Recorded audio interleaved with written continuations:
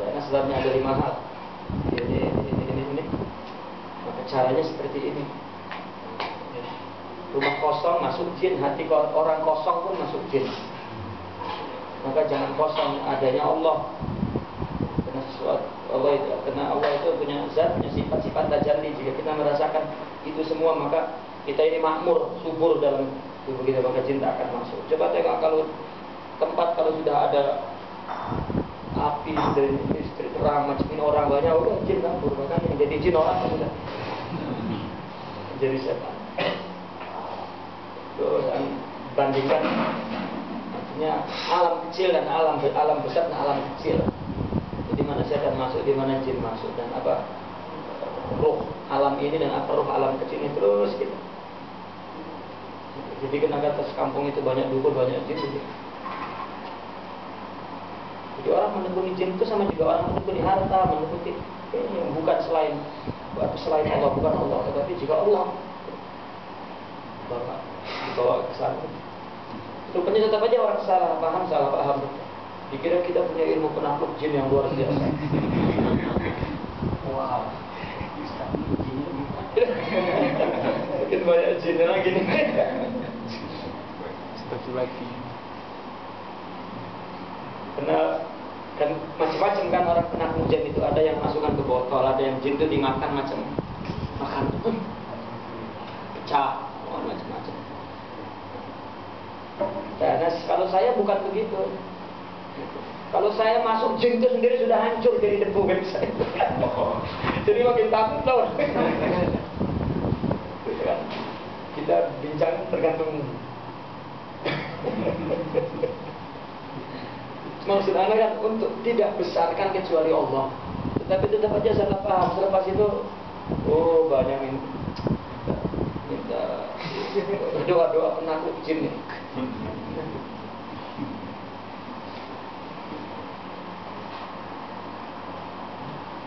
Karena Pontianak itu kan sejarahnya Habib Abdul Rahman dulu yang mendirikan Pontianak itu mengejar-ngejar kuntilanak, kan Pontianak yang di sungai, sungai apa namanya, kejar-kejar dengan bawa bom. Ada ceritakan itu kan, beda. Habib Abdul Rahman Al-Badrin mengusir Pontianak.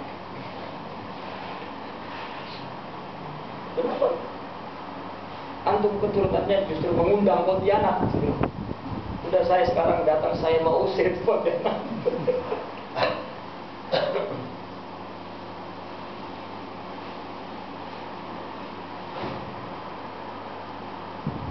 Ya ada mistis dipahami pendiri Istana Al-Qadr itu dipahami dengan mistis. Jadi dia seorang, ya samalah dengan di Jawa juga sama. Wali Songo itu dipercaya sebagai wali yang satria, mandra, guna, satria, pokoknya jagoan lah. Jadi itu yang ceritanya, katanya kalau orang datang ke Pontianak, dukun-dukun yang bawa, yang punya jin, punya ilmu itu, kalau masuk ke Pontianak habis, karena sudah dijaga dengan Abdurrahman Al-Qadri sendiri. Itu di utara, di selatannya katanya sudah dijaga dengan alih-alih terus yang mendirikan kerajaan di seberang. Kata saya, kok dari selatan nggak ada, dari timur nggak ada yang menjaga, Sekarang saya datang untuk menjaga jin dari timur ya. Jadi kepercayaan kita angkat, tapi kita lecehkan sedikit. Kita hinakan.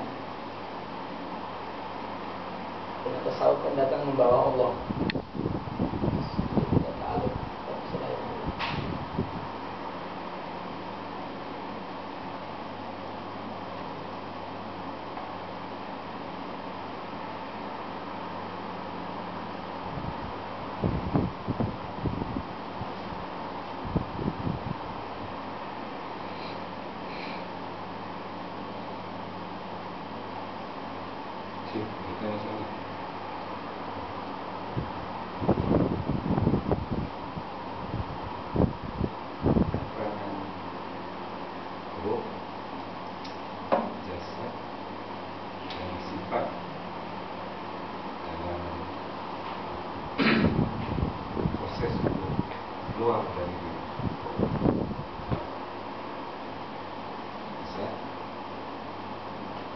ruh, jasad, dan sifat.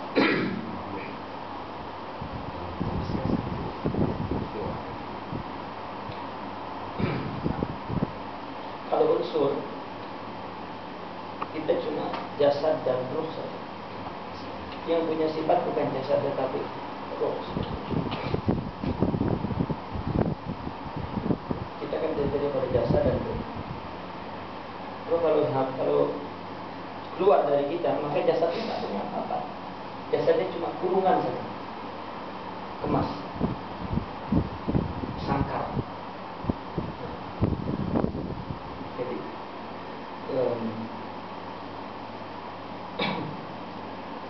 kita katakan yang punya sifat itu ruh. Ruh datang dari mana? Dari Allah. Wa nafakhtu fihi min ruh. Aku tiupkan kepada benda jasad ini dari ruhku, kita Allah. Kalau kita katakan ini kan logikanya, padahal bukan begitu, itu ruh Allah, dari Allah. Cuma akal itu cuma menangkap ini manusia, ini macam boneka, kita ini macam boneka. Dia ruh juga disebut ubun-ubun, itu kan cuma logika saja. Coba kalau ada orang yang tertabrak hancur, kepalanya hilang, ubun-ubunnya mana? Dari mana ruh keluar?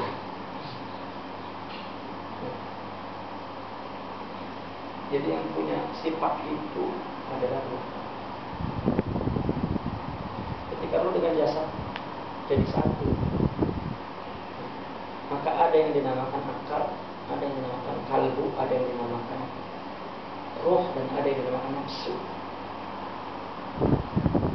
Secara umum, empat ini sebetulnya nama sifat bagi benda yang bernama ruh. Ruh ini nur.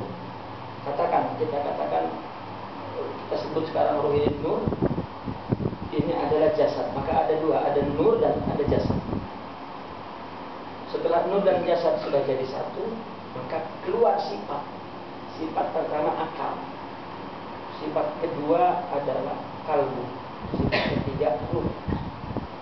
Dan ini yang baik. Sifat keempat ini nafsu.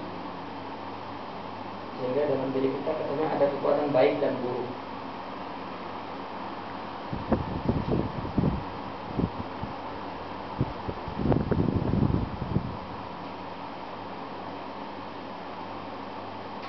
Akal, kalbu, ruh, dan nafsu, sifat bendanya nur tadi. Maka nur ini oleh Quran terkadang disebut ruh, terkadang disebut nafsu, terkadang disebut akal, terkadang disebut kalbu. Padahal bendanya nur, sifatnya empat. Maka disebut mana-mana dengan nama-nama boleh, meskipun secara umum namanya ruh. Dari Al-Quran juga kulir ruh min amri rabbi. Tapi terkadang Al-Quran mengatakan kullu nafsin za'iqatul maut dan kullu ruhin za'iqatul maut. Wa nafsi wa ma saffaha, demi ruh yang punya dua kekuatan baik dan buruk. Idza balaghatil qalbul hulqum, dalam hadis, ketika hati sudah sampai ke tenggorokan, maksudnya ruh, nur itu tadi, maka kalau kita cari zat kita nggak ada, karena itu bukan zat kita, Allah firman. Kenapa setelah semuanya Allah kemas berbentuk jasa, lalu kemudian ada, padahal ini tidak ada, maka jadi ada karena sifat Allah ada. Maka ini tajalli ada. Yang namanya tajalli ada, surah ada, bukan ada. Agar orang tahu bahwa Allah ada, maka dibuat ada, itu ada. Kalau tidak ada surah ada dan kita tidak tahu ada, bagaimana kita memahami bahwa ada itu ada? Sehingga dia mengenal bahwa Allah ada. Jadi bagaimana kita mengatakan tidak ada kok ada? Sedangkan yang namanya tidak ada ya tidak ada yang ada. Kok ada yang tidak ada gitu. Nah inilah yang disebut mungkin. Sebetulnya kita tidak ada, tapi disinar ada. Seperti gampang sebetulnya Allah sudah masih banyak tamsil dalam hidup ini. Karena hidup ini adalah ayat tajalli, semuanya menunjukkan Allah. Mumasalahnya misalnya, makanya dikatakan laisa ka tasbih misil mumasalah. Yang mumasalah saja tidak sama, bagaimana ada samanya? Kan bukannya laisa, misalnya laisa shibhan, laisa shibhihi syai'un, misalnya begitu. Tapi kan tidak. Laisa ka mislihi. Ka kan tasbih. Tasbih kan syabah. Mislir kan mumasalah, serupa. Jadi ada yang serupa di sana, tetapi yang serupa saja tidak serupa, bagaimana sama? Makanya laisa kamitslihi syai'. Syai' itu iroda. Bagaimana ada yang sesuatu yang lain berdiri sendiri. Jadi mulai dari adanya itu adalah tajalli ada. Baru kemudian Allah punya sifat yang keluar dari ada dia. Sifat mau, kehendak, ilmu, mendengar. Maka surah ada itu juga keluar dari situ seolah-olah, padahal bukan. Semuanya tajalli aja. Semuanya tajalli. Umpama kita ngegambar. Setelah kita ngegambar, maka kita ngegambar bentuk. Kalau kita tidak punya bentuk, bagaimana kita bisa membentuk? Karena kita punya bentuk, maka kita bisa menuangkan sebuah bentuk di dalam kertas. Setelah menuangkan bentuk, kita kasih mata, karena kita punya mata. Jadi semuanya itu adalah gambaran kita. Kalau kita ambil bentuknya, misalnya bentuknya tulisan gambar orang, gambar kepala.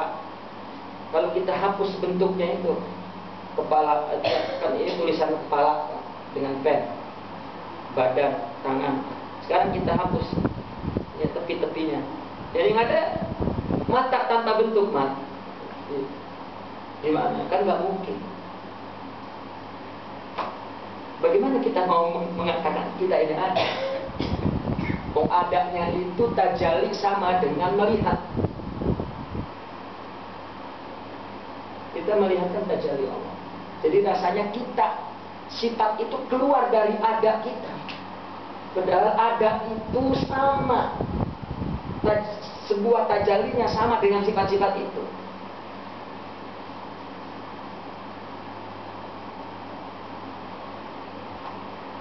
Itu yang dimaksud keluar dari diri kita. Eksistensi kita ini hilang, dirasa. Saya dulu ketika di kuliah di Kairo University, waktu diambil master tahun 97, selalu cakap seperti ini. Lalu dengan teman-teman, dan itu kuliah lughah, linguistik. Tapi teman-teman orang Mesir sering dengar, ada orang Afghanistan, dia tawabuk pikiran. Suatu ketika dia cubit tangan saya sakit sampai saya kalau ingat masih sekarang sakit. Dicubit sampai hampir darah. Dia rupanya nggak suka dengan mendengar cerita sufi itu sampai dicubit. Ya sampai kata dia, kok kamu bilang kamu bukan hakikat, kok sakit? Ya sakit ini dari Allah, kata saya. Maksudnya mau dicubit lagi saya lari. Kalau enggak saya mungkin mati begitu. Orang Afghanistan udah tinggi. Dia marah, nggak mau dengar. Saya katanya berdoa dan bersumpah, kamu nanti akan digantung seperti Hawaj.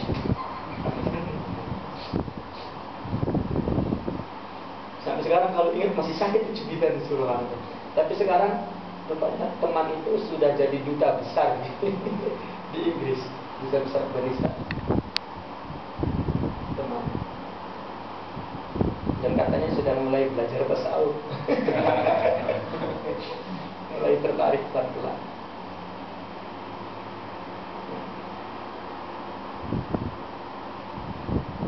Dia sakit. Kamu kata kamu bukan hakikat itu. Ini ada. Kamu jangan mengada-ngada dalam agama ini. Oh.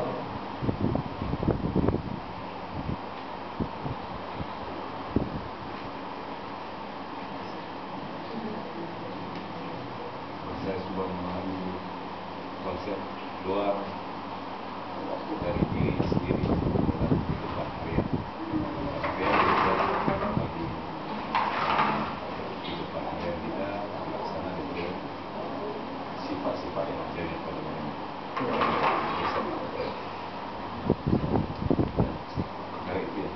Kalau kita logikakan sederhananya seperti ini. Jadi dominasi eksistensi Allah lebih besar pada kita daripada dominasi eksistensi kita. Seperti kita duduk di rumah orang yang dia yang berkuasa, dia raja, dia ulama, dia kaya, dia orang yang segala-galanya hero. Kita ada di situ, tidak ada. Kita punya kehendak, tak punya uang pun tak ada, rumah tak ada, baju pun dari dia, istri pun dikawinkan oleh dia. Dan Allah lebih dari itu. Kata kita-kitanya dari Allah. Jadi kita berbuat ya sudah agar dibagi oleh Allah. Itu eksistensi ya. Tetapi kalau kita dengan istri kita, dengan anak kita, ada kita eksis. Ketika kita ada raja itu, lihat.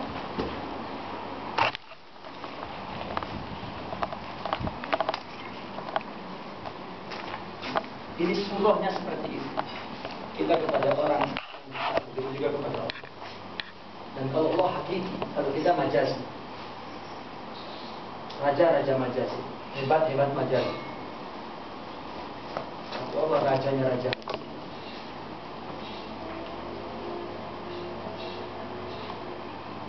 Sahabat cari uang. Dan pagi mula pagi sampai sore. Rajin cari. Tidak keluar dari syariat. Akhirnya dapat rezeki banyak uang. Lalu dia bagi kepada anak istri, pokoknya dinafkahkan semua. Masih ada sisa dia bagi kepada orang, masih ada sisa. Dia menangis mau habiskan uang itu. Cuma ada saya uang habis. Besok pagi kerja lagi. Lalu dapat uang lagi dan ya Allah kok dapat uang. Akhirnya dia bagi lagi. Besok kerja lagi dapat uang lagi, dia nangis. Kenapa dapat uang? Karena dia merasa bahwa amal tidak melahirkan rezeki. Rezeki dari Allah. Adapun dia beramal, dia beribadah. Makin baik beramal, makin baik ibadah. Makin manajemennya baik, makin besar pahalanya. Maka ketika dia bekerja gak dapat uang, dia gembira. Ya Allah, maha besar. Saya sudah habis pun bekerja maksimum, tapi tak dapat. Subhanallah. Ini tandanya bahwa dia tidak punya dirinya. Kalau kita begitu habis bekerja keras dapat uang, itulah aku. Kalau aku tak bekerja keras, tak ada. Tiap-tiap hari orang semua berkata begitu. Tapi kalau ketika rugi, saya sudah bekerja pun tak paham saya Allah ini macam mana. Tiap-tiap hari orang keluar dari Allah.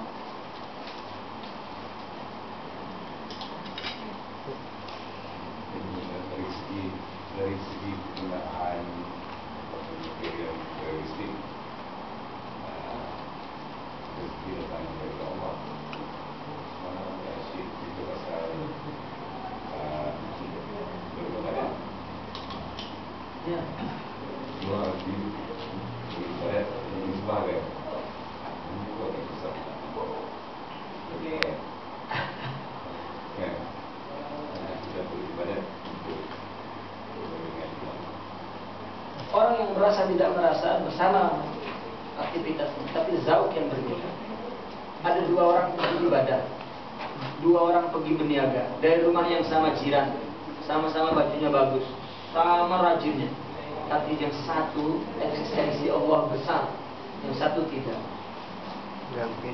Yang satu rugi, dua-dua rugi, dua-dua untung.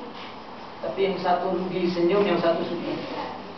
Sebelum berdua pergi ke masjid dan berdoa, tapi rohaninya yang berpisah. Kalau kita lihat hakikat ini tajalli Allah, itu tajalli Allah semua. Kita kan tidak tahu yang mana tajalli ini. Kita berupaya. Kalau Allah kehendaki, jadi jika tidak terjadi. Bukan dosa. Kita berbuat saja. Maka orang tidak akan terhindar dari dosa. Karena dosa itu tajalli Allah. Jadi urusan hidup ini bukan dosa atau taat kembali atau tidak kepada Allah. Bukan rugi atau untung, tetapi meyakini bahwa itu dari Allah, bukan. Dan itu ada di alam ini, bukan alam fisik. Alam fisik sudah ada undang-undang alam ini berjalan, undang-undangnya tidak berubah. Kalimat Allah tidak akan diubah, itu kalimat Allah. Tapi kita tidak rasa. Saud yang disebut.